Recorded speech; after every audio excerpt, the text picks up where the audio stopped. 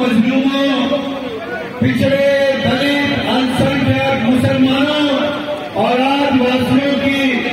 आवाज और उम्मीद हम उड़ीसा की धरती पर, नुआपाड़ा के धरती पर हम सब आपका स्वागत, वंदन, अभिनंदन। पिछड़े, दलित, अल्पसंख्यक, आदिवासी, बेरोजगार नौजवानों की उम्मीद बनकर के आ रहे हैं, उड़ीसा की तरक्की और खुशहाली के लिए आ रहे हैं। मैं इसी उम्मीद के साथ हम लोगों के बीच में